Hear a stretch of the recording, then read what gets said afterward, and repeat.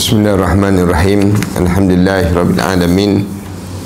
Wassalatu wassalamu ala asyrafil anbiya'i wal mursalin wa ala alihi wa sahbihi ajma'in.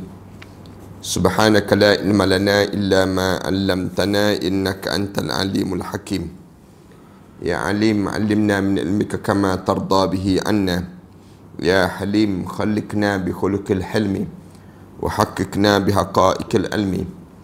Allahumma 'allimna ma jahilna wa zakkirna ma nassina. Allahumma yassir wa la tu'assir wa tammim bil khair. Amma ba'd. Para hadirin yang dihormati sekalian, alhamdulillah kita syukur pada Allah kerana sekali lagi pada kali ini kita diberi lagi peluang oleh Allah untuk kita membincangkan tentang mengenai takhalluq. Takhalluq ni maknanya kita diajar supaya berakhlak dengan akhlak yang sempurna ataupun akhlak yang murni dalam hidup kita ini, supaya kitanya berakhlak sebagaimana yang diajar melalui nama-nama Allah. Nama-nama Allah Asmaul Husna itu menggambarkan mengenai akhlak yang diajar oleh Allah supaya umat manusia ini sendiri berakhlak dengan akhlak tersebut. Akhlak Allah ni maha baik dengan hamba-hambanya. Allah ni maha muhsin. Nama-nama Allah, berdasar pada nama-nama Allah itulah kita diajar lekatkan semua akhlak itu pada tubuh badan kita supaya kita ni hidup dalam keadaan gambaran itulah sebagai seorang mukmin. Sebab kadang-kadang kita ni kita akan tertanya-tanya, kita ni nak berakhlak dengan akhlak yang macam mana? Sebab ramai di kalangan kita ni berakhlak ataupun bersifat pada mereka itu berdasar pada suasana semasa, keadaan yang berada di sekeliling mereka. Kalau sekeliling mereka tersebut orang yang baik, maka baiklah akhlak mereka. Kadang-kadang kalau kita pergi satu golongan, akhlak mereka kasar-kasar, bahasa mereka teruk dan sebagainya, kita pun berbahasa sama dengan mereka juga. Kesan daripada mana? Kesan daripada persekitaran. Islam diajar kamu jangan terkesan dengan kesan persekitaran itu, tapi kamu kena terkesan dengan nama-nama Allah. Dengan nama-nama Allah itu kamu kena membentuk diri kamu, keluarga kamu, masyarakat kamu dengan nama-nama Allah. Ini diajar supaya kitanya sentiasa berakhlak dengan akhlak-akhlak yang demikian. Hari ini insya-Allah kita baru masih lagi muqaddimah terhadap perbincangan tentang takhalluq ini. Itu nama-nama Allah yang Al-Husna ini. Lalu kita akan mulakan daripada huraian yang tercantum di atas itu, dapatlah kita mengerti daripada sifat Allah yang mesti ada pada manusia ni. Karamun, misal contohnya murah hati. Murah hati ni Allah maha murah hati dengan manusia. Demikian juga manusia kena ada keadaan yang sama juga, bermurah dengan Allah, dengan manusia sama manusia ataupun kita dengan Allah. Judun, misal contohnya. Judun ni maha dermawan. Allah maha pemurah dengan hamba dia. Bagi kita pun kena jadi dermawan juga. Kemudian hilmun, misal contohnya, lemah lembut dengan hamba-hamba. Antara cara Allah nak tunjuk lemah lembut dengan kita ni, Allah jadikan Ramadan. Ramadan ni Allah dia nak tunjuk lemah lembutnya Allah dengan hamba-hambanya. Cara Allah jadikan demikian. Kita pun sama juga bila berada dalam bulan Ramadan, biar kita ada hilmun. Kita ni ada lemah lembut kita, cara kita, adab kita dan akhlak kita. Ihsanun, berbuat baik, misal contohnya. Ini sifat-sifat yang ada pada Allah Subhanahu wa taala yang diajar supaya manusia berakhlak, ya, akhlak yang sama juga dengan yang diajar oleh Allah kepada manusia ni. Ra'fatun, misal contohnya kasih sayang. Kasih sayang ni di antara sifat Allah kepada hamba-hambanya. Lalu kita pun sama juga diajar supaya berkasih sayang sesama kita. Sabrun, sabar. Syukran, itu syukur. Kemudian adlun, berlaku adil. Dan juga rahmatun, iaitu kita diajar supaya hibanya hati kita. Maknanya rahmatun ni maknanya lemah, maha rahmat, orang Melayu kita panggil rahmat juga. Demikianlah dalam hidup kita ni kena ada rahmatun. Sifat yang demikian kena ada pada diri kita. Daripada huraian yang tercantum di atas itu, dapatlah kita mengerti secara pasti mengapa para ahli suluk, yakni yang menempuh jalan menuju ke arah keredaan Allah Azza wa Jalla itu, sentiasa memperhati dan selanjutnya mengamalkan untuk dapat meneladani dan mengenalkan akhlak yang sesuai dengan asma Allahul Husna Ta'ala dan yang berhubung dengan sifat-sifatnya Allah Subhanahu Wa Ta'ala tadi. Daripada nama-nama yang kita sebut tadi, baru kita boleh faham. Oh, sebab itulah kalau kita perhati ahli-ahli tasawuf, orang-orang yang dia ni di kalangan para ahli suluk, orang yang terpuji jiwa tubuh badan mereka ni, mereka jaga sungguh. Jaga peribadi mereka ni sampai kalau kita tanya macam mana mereka sandarkan peribadi mereka ini, jawabnya mereka sandarkan pada nama-nama Allah. Nama-nama Allah tu mereka jadikan rujukan dalam hidup mereka. Nama-nama Allah ni sentiasa mereka lakukan dalam hidup mereka, yang menyebabkan akhlak mereka ni kita tengok hebat. Akhlak mereka tu terpuji. Punca apa? Punca mereka nya ambil segala sifat-sifat, perangai-perangai dan akhlak-akhlak yang diajar oleh Allah tadi melekat dalam tuadan mereka. Ini ahli suluk dipanggil. Ahli suluk ni orang yang sentiasa duduk membahaskan tentang dirinya. Itu dipanggil ahli suluk. Tempat kita ni tak adalah, di Malaysia kita ni jarang kita nak jumpa ahli suluk ni, jarang. Tapi sebenarnya ada ke tak ada ahli suluk ni, ada. Orang yang betul-betul dia panggil hidup dia, jaga tubuh badan dia dalam keadaan bersungguh-sungguh dalam hidup dia. Tiada lain sebabnya hanyalah dikarenakan mereka mengerti bahawa Allah Ta'ala itu wajib dijadikan contoh yang paling tinggi dalam hidup. Punca apa dia? Mereka bukan sekadar sandar peribadi mereka tu pada Nabi Muhammad sallallahu alaihi wasallam saja, tapi lebih tinggi lagi. Mereka tiru siapa? Mereka tiru daripada sifat Allah ataupun sikap Allah terhadap manusia ini. Mereka letakkan demikian. Kita ni biasa dengar contoh yang terbaik untuk jadikan ikutan ialah Nabi Muhammad sallallahu alaihi wasallam. Itu betul. Itu betul dah contoh tu. Tapi kalau kita nak sebut contoh yang lebih baik lagi daripada Nabi Muhammad sallallahu alaihi wasallam untuk kita tekuni dan kita teladani dalam hidup ni, siapa dia? Allah. Allah. Macam mana kita nak suruh ambil Allah tadi? Kita tanya macam mana? Melalui nama-nama dia tu lah. Nama-nama dia tadi.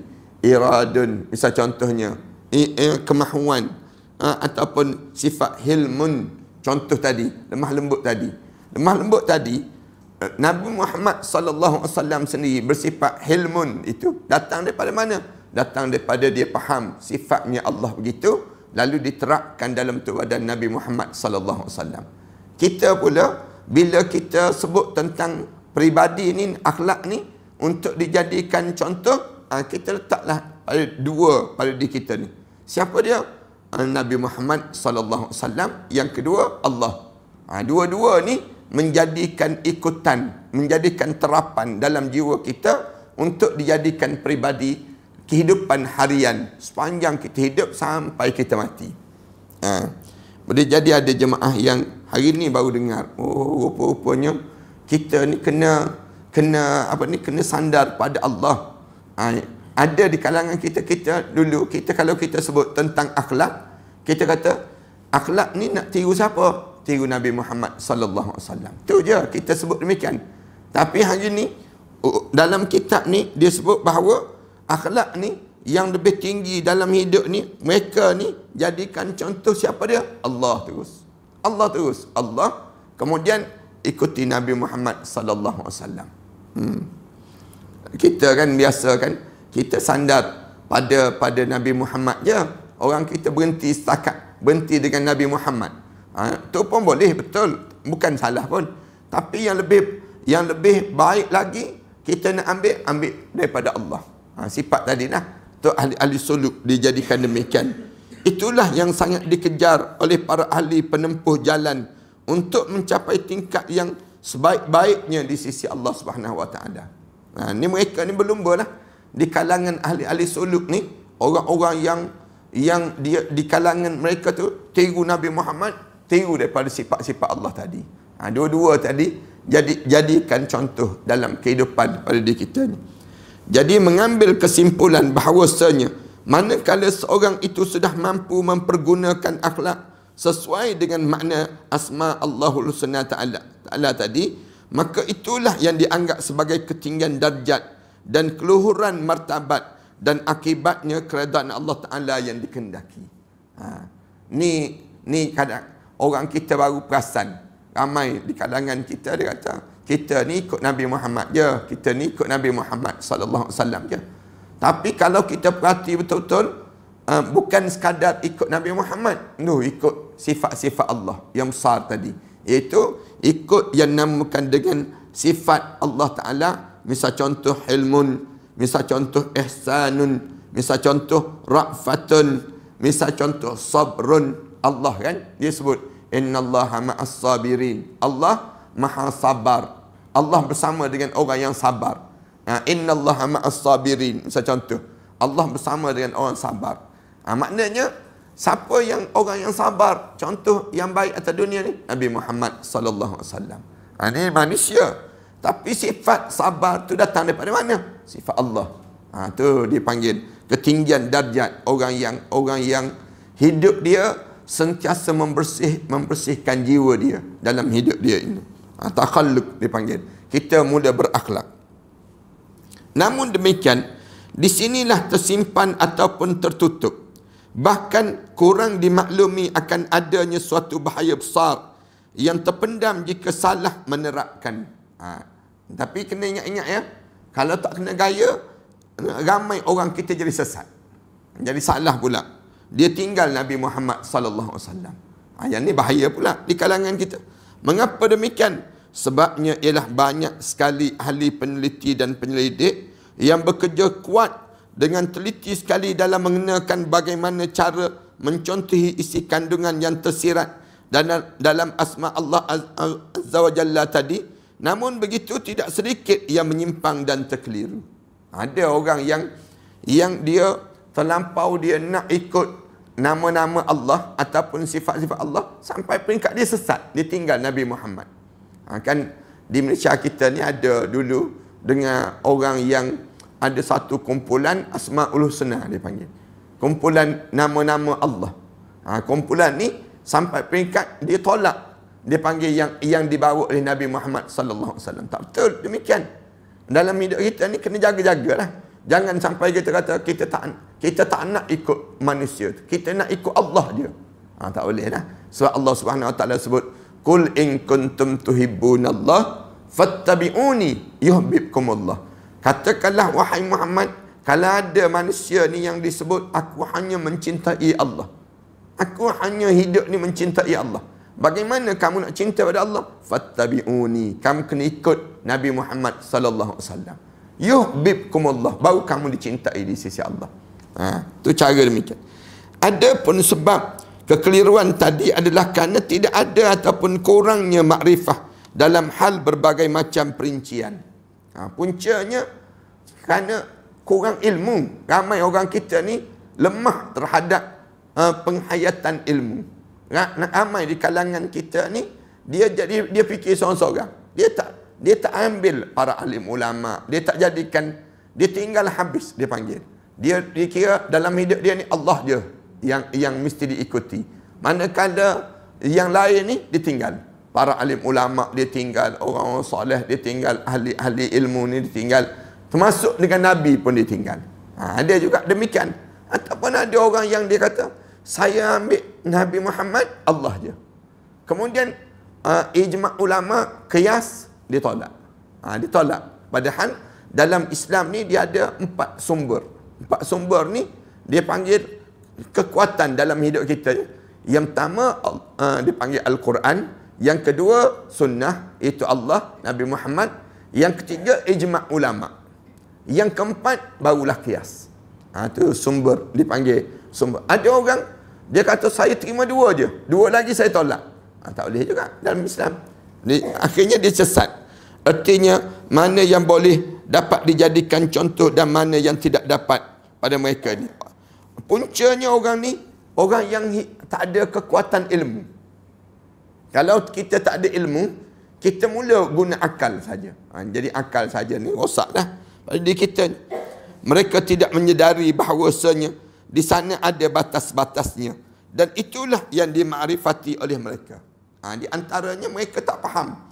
Ada batas dalam kita memahami yang disebut dengan Allah Subhanahu Wa Taala ini, dan ilmu-ilmu yang perlu kita ada, ilmu-ilmu alat dalam memahami bahasa-bahasa, kemudian ilmu di sudut balaghah, mantik. Ilmu ni tak ada di kalangan masyarakat kita ni. Kecuali orang yang ada cukup ilmu-ilmu ni, maka di waktu itu dia dapatlah. Jelaslah ada hal-hal yang manusia wajib berhenti sampai di tempat yang ditentukan tanpa melanjutkan penelitiannya. Ada benda yang kita boleh berfikir dalam hidup kita ni sampai takat tu je. Jangan kita fikir jauh daripada itu. Kalau kita fikir jauh daripada itu, jadi sesat dalam hidup kita. Orang kita kan, dia fikir jauh. Allah ni ada, sifat dia ada. Lepas pada tu dia fikir, sebelum adanya Allah, siapa? Dia akan jadi fikir demikian. Yang ni rosak. Dalam Islam dia akan jadi rosak.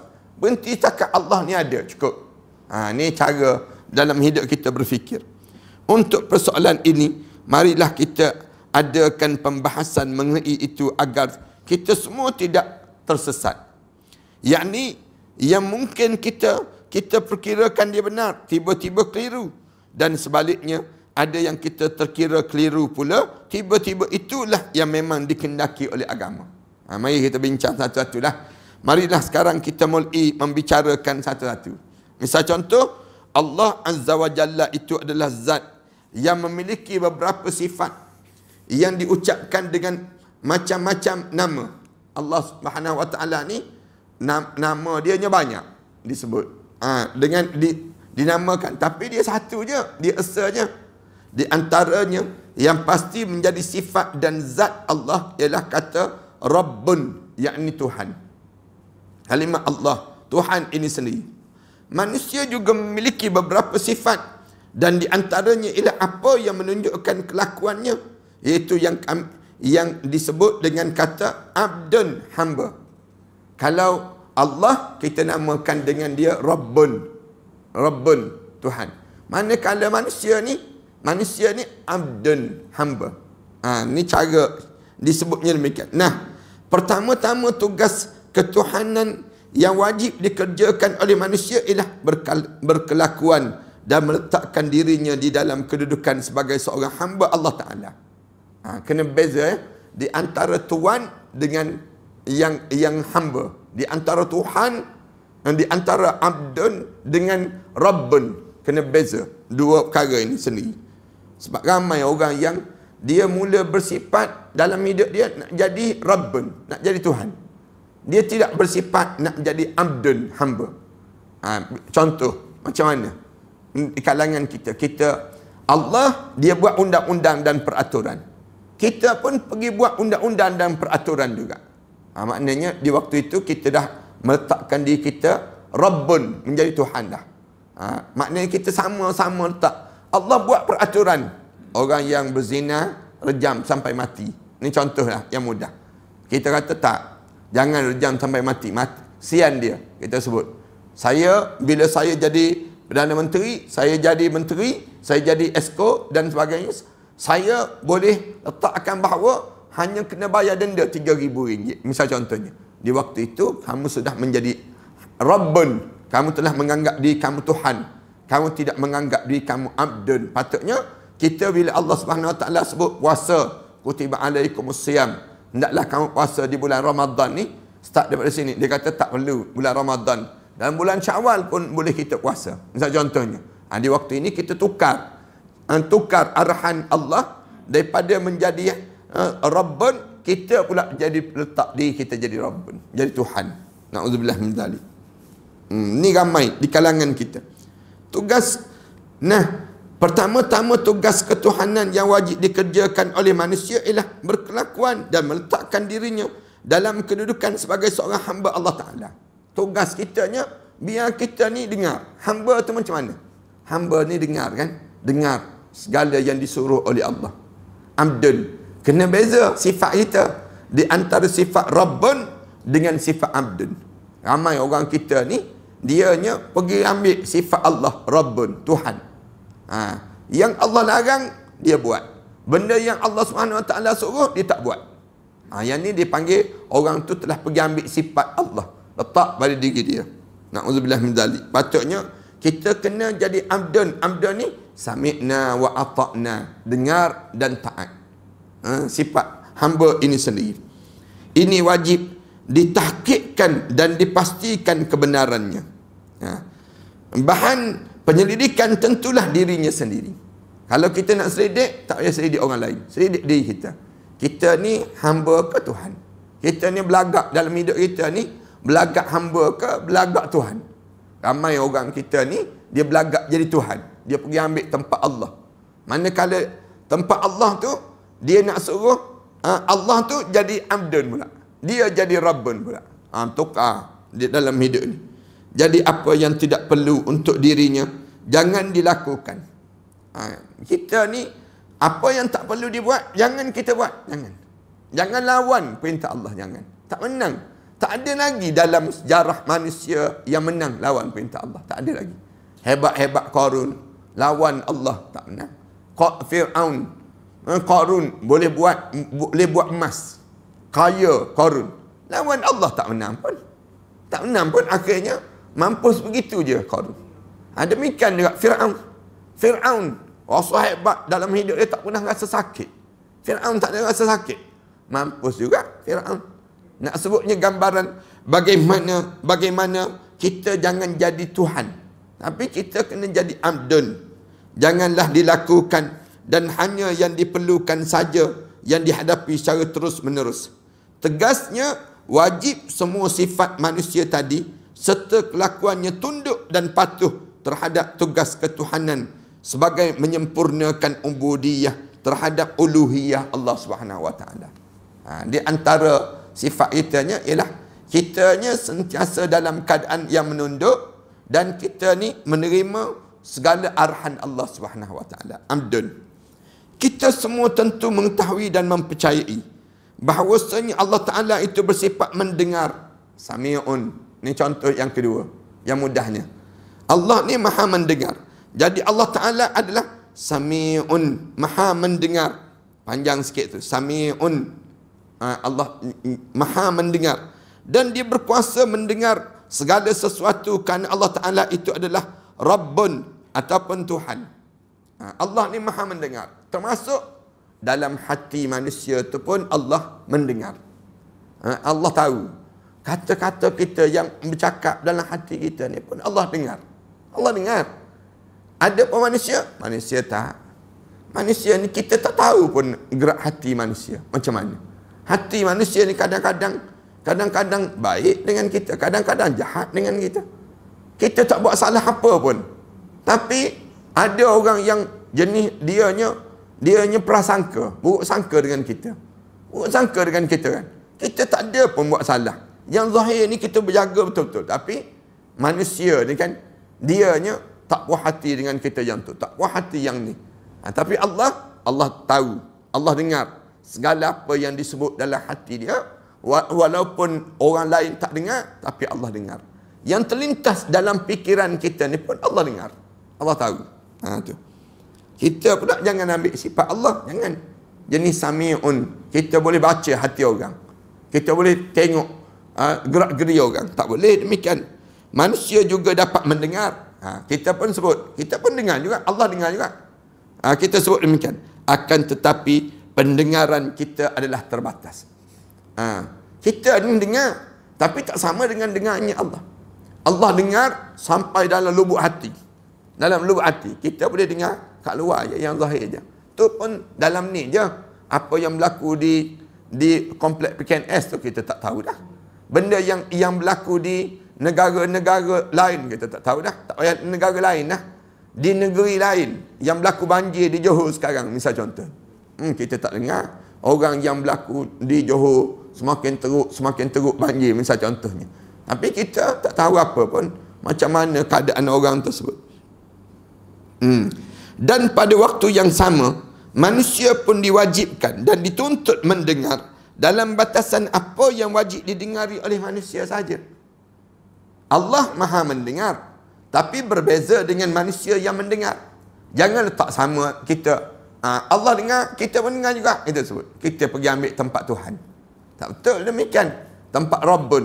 Dengar hamba, dengarnya Rabbun, Tuhan ni tak sama dengan pendengaran dalam hidup.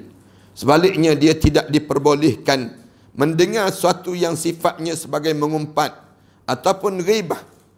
Kita tak dengar orang mengumpat kita. Orang mengumpat, padahal orang mengumpat tentang diri kita. Kalau patutnya kita orang mengumpat ni, geramlah kita dengan dia. Rasa nak tampar je orang tersebut. Rasa nak lenyek-lenyek je dia. Kenapa cakap tentang keburukan diri kita? Walaupun dia mengumpat tu benda yang betul. Benda yang betul pada diri kita. Kalau dia mengumpat tu benda yang tak betul, benda yang tak betul itu dipanggil fitnah. Tapi kalau dia mengumpat benda yang betul yang ada pada diri kita, itu dipanggil mengumpat. Dia sebut satu benda yang betul pun pada diri kita. Misal contohnya, dia bercakap belakang kita, pergi jauh daripada kita, kita tak dengar. Dia kata, dia tu tak mandi pagi tu, misal contoh. Dia sebut demikian. Kita ni, memang kita tak mandi pun bagi tadi, tapi kita geram. Kenapa pergi bercakap benda yang demikian? Itu dipanggil mengumpat. Dia mengumpat. Walaupun dia sebut benda yang betul terhadap diri kita. Itu dianggap mengumpat. Ada pun dia sebut, dia tu tak mandi pagi, kita mandi. Dia fitnah. Fitnah dengan mengumpat ni berbeza. Di sudut hukum dipanggil. Dalam Islam dia ajar demikian. Tapi kita ni tak dengar pun dia mengumpat. Tapi Allah dia dengar. Dengar segala cakapan manusia, segala jenis manusia ni, semua Allah tahu. Semua Maha mendengar. Bukan dengar yang kita je. Dengar segala-gala. Manusia bercakap banyak mana pun Allah Maha mendengar. Itu cara demikian. Juga mengadu domba ataupun namimah. Ataupun yang berupa kekejian, yakni fahsyun. Benda-benda fahsya ini, benda-benda yang buruk. Kita tak dengar, tapi Allah tahu. Allah Maha mendengar. Allah Ta'ala adalah Maha melihat segala sesuatu. Ni melihat pula. Jadi Allah basirun, sifat Allah. Sebab memang sebagai Tuhan, dia pasti dapat melihat segala sesuatu. Manusia juga melihat. Allah, dia melihat. Dia nampak tu. Semua benda dia nampak. Kuman-kuman, virus. Kita ni nak kesan ada virus tak ada virus, kena guna alat. Kan? Tapi Allah tak payah guna alat. Maksudnya Allah tahu segala kuman darah kita, wayar, ni urat-urat dalam badan kita ni, Allah semua tahu. Maha melihat segala benda. Dalam perut kita masuk makanan apa dia, dalam perut kita Allah nampak. Namun penglihatan kita terbatas.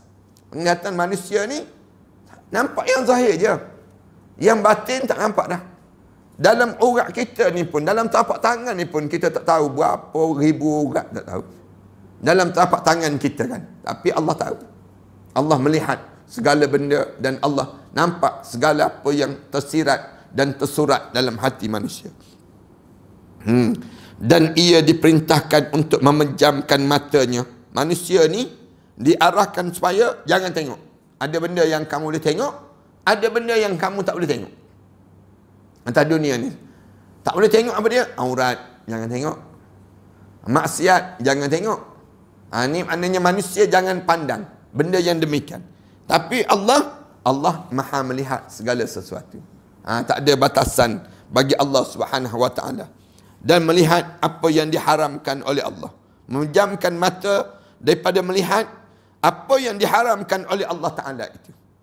Yang demikian itu memang padan dengan kedudukan manusia yang berdarjat sebagai hamba. Padan pun kita ni hamba je. Tapi kita tak boleh nak samakan kita dengan sifatnya Allah tadi. Tak boleh. Pada kita. Jadi penglihatan kita adalah terbatas. Kena ingat yang tu lah. Kita ni, Allah dia nak suruh nampak yang jauh pada diri kita, yang kita tak nampak Allah nak suruh kita nampak. Allah kurniakan kita Al-Quran. Allah bagi Al-Quran. Bila sebut Al-Quran tu, kita nampaklah mahsyar Allah.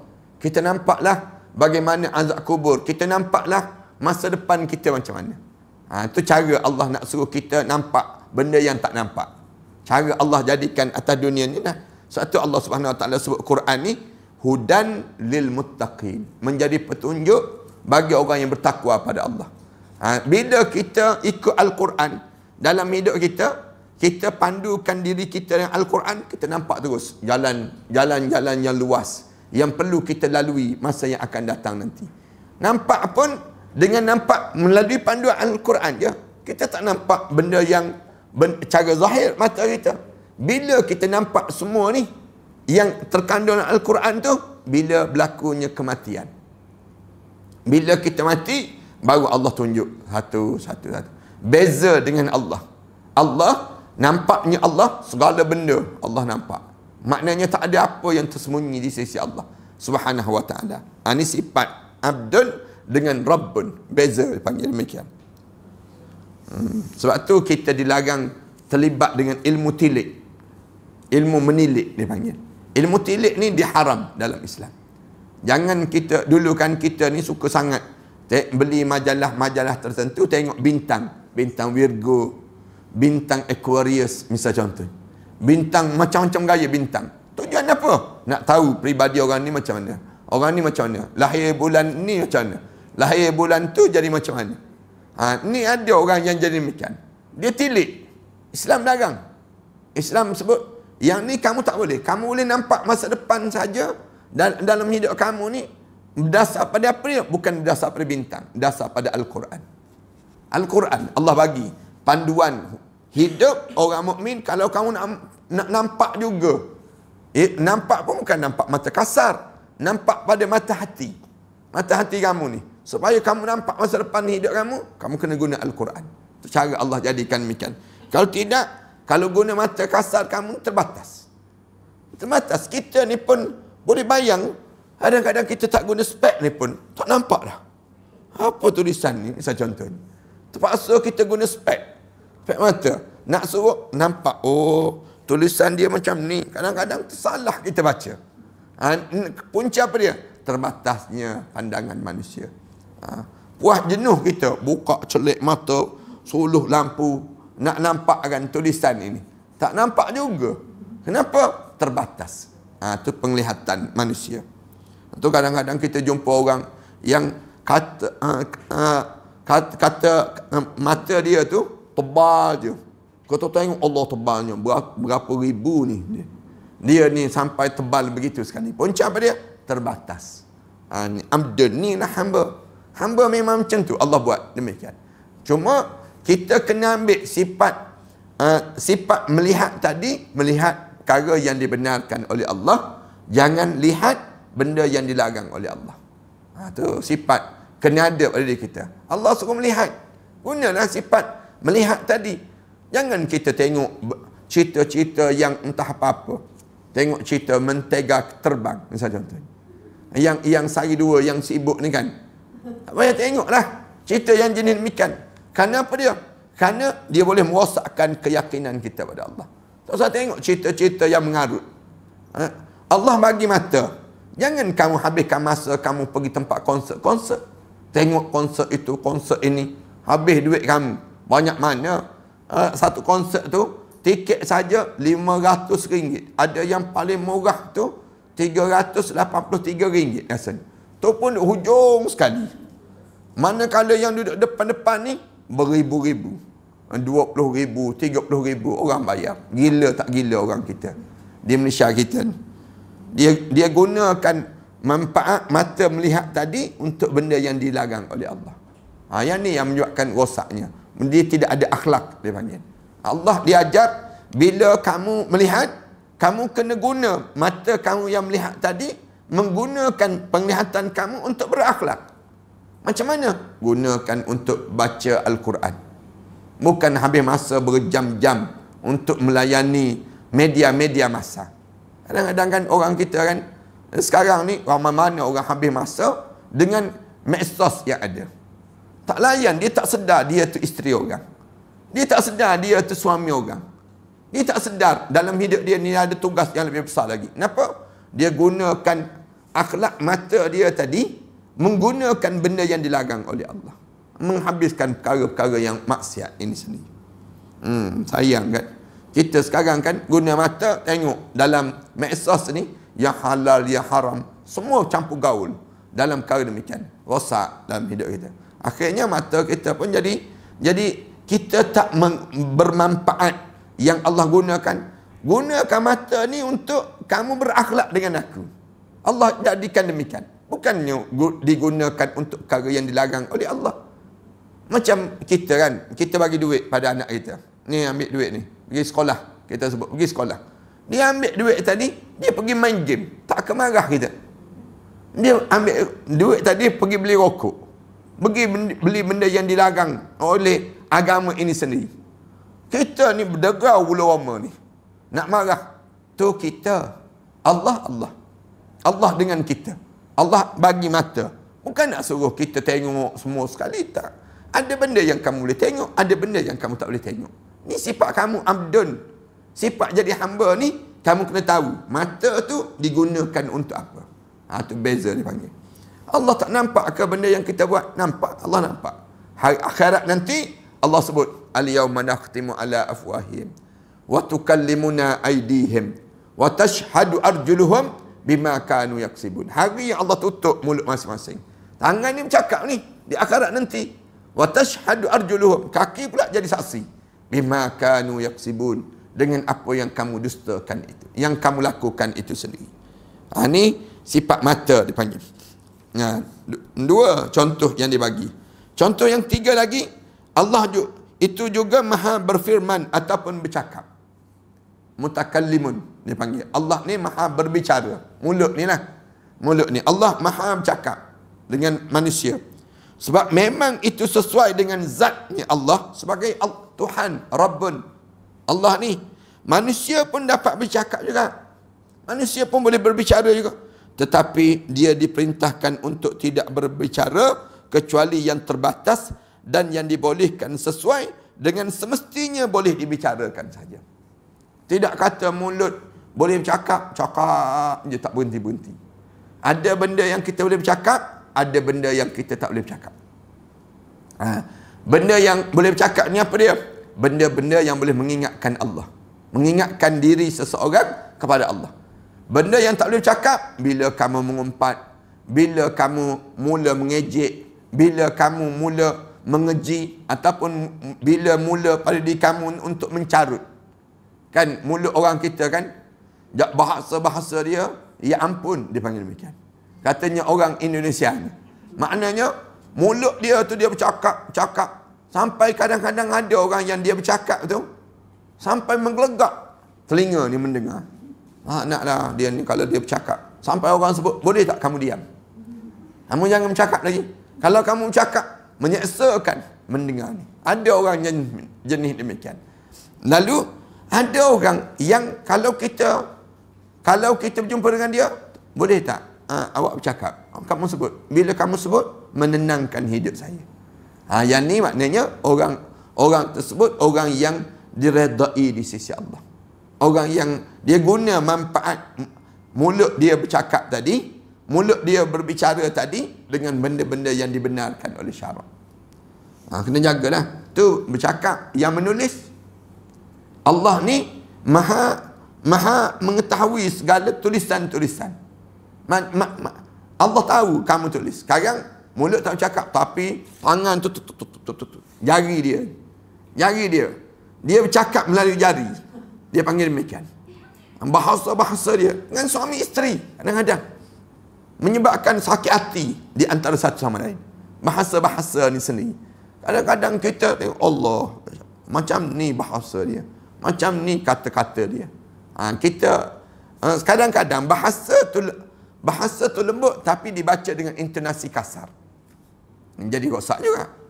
Yang ni yang menyebabkan Islam ajar jaga-jaga sangat terhadap kata-kata yang keluar daripada mulut kamu tadi.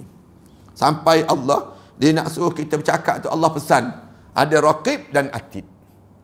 Ni Allah ajar. Ada sebelah kanan kamu ni malaikat.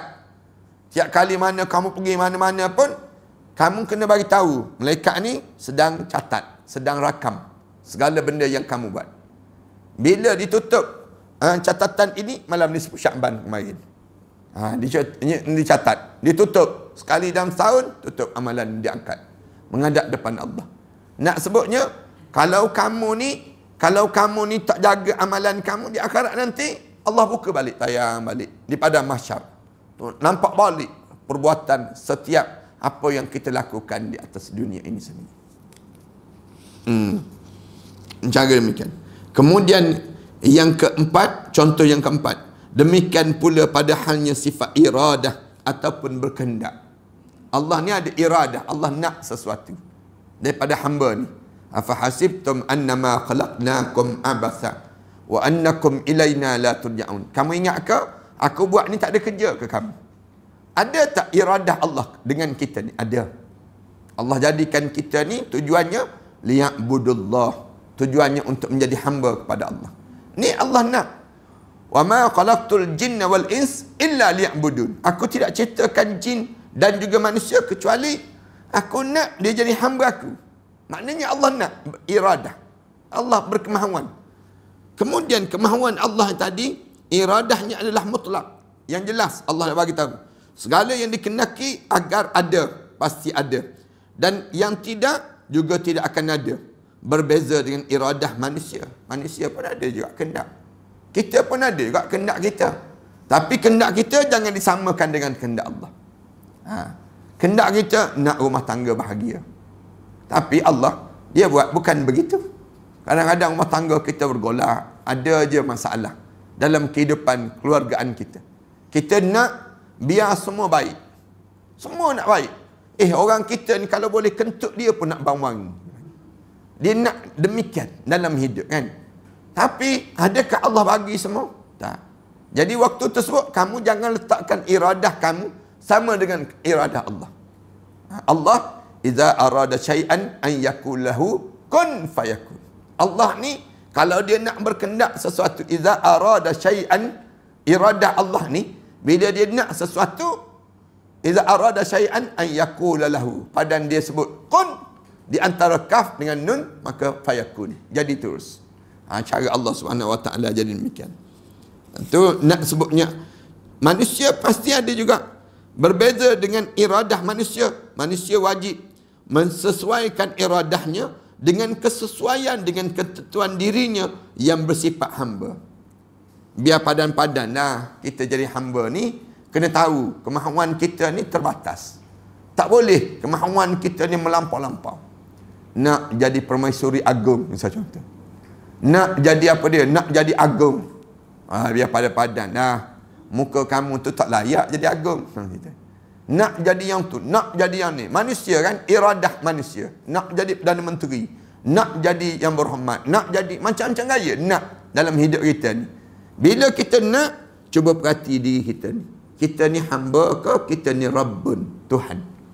Kita ni abdun ke, Rabbun dalam hidup kita ni. Maka dari itu, manusia jangan berkehendak selain apa yang diperintahkan oleh Allah Ta'ala saja. Yang kita berkehendak sekadar yang Allah benarkan. Yang Allah tak benar, jangan melampau-lampau. Allah benar kadar dia. Manusia, orang lelaki, dia nak kahwin. Allah benar, dia kahwin. Tapi kahwin dia sekadar 4. Jangan sampai 11 orang. Jangan sampai 12 orang. Dia panggil demikian. Kemudian orang perempuan dia nak apa dia? Perhiasan dalam hidup dia. Boleh. Tapi jangan bergunung-gunung sampai lebih-lebih. Perhiasan yang kamu ada melampau-lampau dalam hidup kamu. Maknanya iradah kamu tu biar jadi hamba. Jangan sampai peringkat kamu jadi Rabbun. Kamu nak tu melampau-lampau dalam hidup kamu. Tak padan dengan diri kamu. Dia nak yang kita nak ni kecil-kecil lagi ajar. Kita ajar pada anak kita kan, tunjuk barang. Nak tak? Nak tak? Nak dia sebut. Barang ni. Ada yang kadang-kadang kita tunjuk barang ni. Nak tak? Tak nak dia sebut. Tak nak terus. Tak nak tu kerana apa dia? Kerana dia tahu dia sekadar dengan diri dia, kehendak kemahuan diri dia tadi. Maka dari itu manusia jangan berkehendak selain apa yang diperintahkan oleh Allah Ta'ala. Dan ia wajib rela menerima serta melaksanakannya. Yang Allah Subhanahu Wa Ta'ala nak tadi, kita kena terima semua. Jangan kita mengeluh. Jangan. Dalam hidup kita kan, Allah nak kita ni kahwin dengan orang ni. Jodoh lah dalam hidup kita. Terima dalam diri kita. Jangan pula dalam hidup kita, lepas kahwin tengok muka dia. Kenapa aku terkahwin dengan dia? Dalam hidup kita, nak marah. Kenapalah Allah jodohkan aku dengan dia? Kenapalah aku dapat anak macam ni? Kenapalah? Kamu jangan. Kamu kena belajar untuk jadi hamba. Jangan kamu kamu jangan jadi rabbun. Kamu kena jadi abdun dalam hidup kamu. Menerima setiap apa yang Allah kehendaki dalam hidup kita.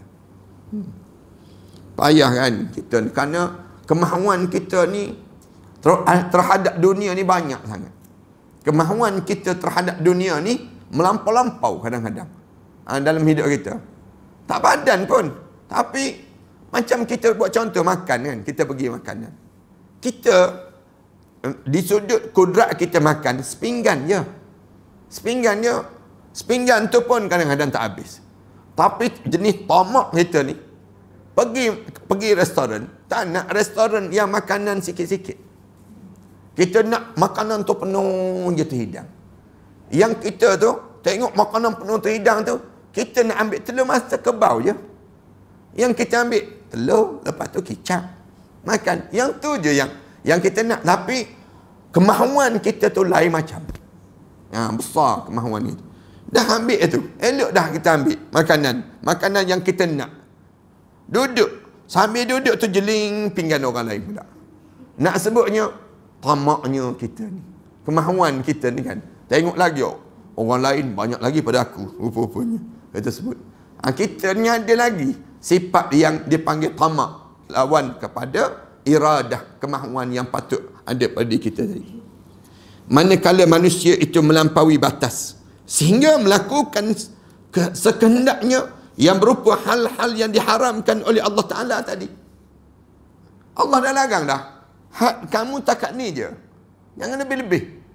Cara demikian Allah larang. Maka di waktu itu kehendak kita ni terlampau banyak, maka pastilah ia akan jatuh, musnah dan juga rosak. Bila lebih-lebih, musnah, rosak. Dia jadi demikian. Ni kita tengok kan yang berlaku di Turki ni, misal contoh. Manusia kan berkejaran untuk bangun bangunan tinggi-tinggi. Allah tak nak manusia yang jenis demikian. Manusia ni jenis tamak. Yang pemaju dia tamak kan. Dia nak bangunan tinggi-tinggi. Dia tak terfikir terhadap bagaimana kesan daripada bangunan tinggi itu bila berlaku gempa bumi, bom, runtuh habis. Runtuh tu tersembah, mati ramai mana. Puluhan ribu manusia yang mati di Turki. Disebabkan apa dia, gempa bumi di Turki tu. Lepas gempa tu tak berhenti lagi. Gempa pula, gempa lagi. Akhirnya pilih apa dia? Duduk dalam kontena je senang. Duduk dalam kemah-kemah je. Buat kemah-kemah di tanah lapang, duduk dalam kemah. Di kalangan mereka ini sendiri. Nak fikir, tak berani dah, trauma dah. Ada keluarga mereka mati dalam tu. Ada yang dihempak tengah tidur, pukul 4:30 pagi. Orang tengah lena lagi tidur. Allah jadikan demikian. Sekelip mata je, sekejap je, manusia dihancurkan oleh Allah. Kuasa siapa tu? Kuasa Amerika Syarikat ke? Kuasa Rusia ke? Kuasa Ukraine? Tak. Ini kuasa Allah. Allah jadikan demikian. Allah nak tunjuk dia maha berkuasa dan dia maha berkehendak dibandingkan dengan apa yang dikehendaki oleh manusia. Manusia nak lain, tapi jadinya lain. Dia jadi demikian, musnah demikian pada diri. Kadang-kadang kan kita bila kita tamak, lain jadi dalam hidup kita. Padahal kemahuan untuk diri kita ni sikit je dalam hidup kita. Tapi bila manusia ni dia tamak kan, orang yang ada duit RM100, dia tamak nak RM1,000. RM1,000. Rasulullah kata RM1,000 dia nak pada RM10,000, RM10,000 nak RM100,000. Tamak tu tak berhenti dalam hidup manusia. Ni manusia, ni sifat manusia ni begitu. Tapi jangan kita biarkan kehendak kita ni melampaui batas. Cukup lah. kadar yang ni cukup dah. Walau basatallahu rizqa li ibadihi labaghaw fil ard. Allah Subhanahu wa taala sebut, kalau aku bagi setiap apa yang manusia minta terhadap rezeki dia, labaghaw fil ard, nescaya manusia ni akan melampau di atas muka bumi. Walakin yunazzalu biqadarin ma yasha. Tapi Allah turunkan rezeki itu dengan kadar sesuai dengan manusia. Kadar yang kita dapat tu lah. Baik tubuh badannya, akhlaknya, harta miliknya dan lain-lain lagi. Orang kita kan belum kaya, tak reti nak karaoke. Dah kaya, pandai karaoke. Orang kita ni perangai. Belum dia kaya, tak reti nak berjudi. Tapi dah kaya, pandai pula berjudi. Ni kesan daripada mana? Kesan daripada labaghaw. Manusia ni akan melampau hidup mereka. Itulah akan jadinya dalam hidup manusia. Bila manusia tak ada, dipanggil had dan batasan. Begitu pula qudrah, kekuasaan Allah ni kita sambung pada minggu yang akan datang nantilah, insya-Allah. Kita berhenti setakat ni saja. Mudah-mudahan kita boleh faham terhadap konsep kita menjadi hamba kepada Allah dan berakhlak dengan akhlak melalui sifat Allah Asmaul Husna, insya-Allah. Wa sallallahu ala Muhammad wa ala alihi wa sahbihi wa barik wa sallam. Walhamdulillah. A'udzubillahi minasyaitonir rajim. Bismillahirrahmanirrahim. Alhamdulillahirabbil alamin. Wassalatu wassalamu ala asyrafil anbiya'i wal mursalin wa ala alihi wa sahbihi ajma'in. Rabbana iftah bainana wa baina qaumina bil haqq wa anta khairul fatihin. Rabbana zalamna anfusana wa illam taghfir lana wa tarhamna lanakunanna minal khasirin. Rabbana wa tub alaina innaka antat tawwabur rahim. Rabbana atina fid dunya hasanah wa fil akhirati hasanah wa qina adzaban nar. Sallallahu ala Muhammad wa ala alihi wa sahbihi wasallam. Alhamdulillahirabbil alamin. Jemaah sekalian, semalam kita buat pelancaran terhadap matan gol. Kita buat pelancaran semalam, dah kita lancarlah. Di mana kita buka peluang jemaah-jemaah untuk jemaah yang ada di online ataupun yang ada offline ni, kita buka peluang untuk sama-sama memiliki emas. Memiliki emas. Dengan cara kita memiliki emas, kemudian lepas pada itu kita dapat tolong diri kita, kemudian kita dapat tolong agama Allah ini dengan cara kitanya membantu di matan gold itu sendiri. Matan. Kerana saya sedang menyiapkan beberapa projek-projek untuk sekolah-sekolah ni lah. Ada 6 tempat yang saya sedang siapkan ini. 6 tempat ni perlu belanja yang besar, iaitu lebih kurang jutaan ringgit lagi yang diperlukan. Jadi saya fikir selain daripada melalui jalan kutipan infak, saya fikir bahawa kita perlu untuk gunakan kelebihan yang Allah bagi melalui emas. Emas ni sama ada tuan-tuan beli emas daripada matan gold, beli pun tolong matan, ataupun jual, tolong jual emas. Emas tu ada, tuan-tuan tolong jual. Tuan-tuan pun dapat juga, dipanggil menolong matan juga. Ataupun tuan-tuan ada emas, dah emas. Saya dah bergunung-gunung dah emas tu saat ni. Misal contohnya, tuan-tuan boleh je infak emas pula. Selain daripada sebelum daripada ni infak yang disebut dengan duit, kemudian kita buka infak emas. Ini cara demikian pun untuk menyelamatkan emas ini tidak jatuh pada orang bukan Islam. Supaya emas ini dimiliki oleh orang Islam dan kita mempunyai pegangan yang kuat. Emas ni Rasulullah ajar dia akan menjadi satu sumber kekuatan ekonomi pada masa yang akan datang nanti. Ataupun kita nak keluarkan zakat melalui emas pun boleh juga. Nak beli emas direct, emas serendah RM10 je kita boleh beli. Kita boleh beli emas daripada matan gold ni, ada juga matan gold ni nanti insya-Allah ada keluar nombor telefon tu lah, boleh berhubung direct dengan matan gold. Kita akan buka dan beli emas tu direct, ketul emas tu kita boleh beli, dan kemudian tuan-tuan beli pun boleh, tuan-tuan nak simpan, ataupun tuan-tuan yang dah simpan tuan-tuan nak jual pun boleh. Kalau jual emas, insya-Allah kita akan ada perkara demikian.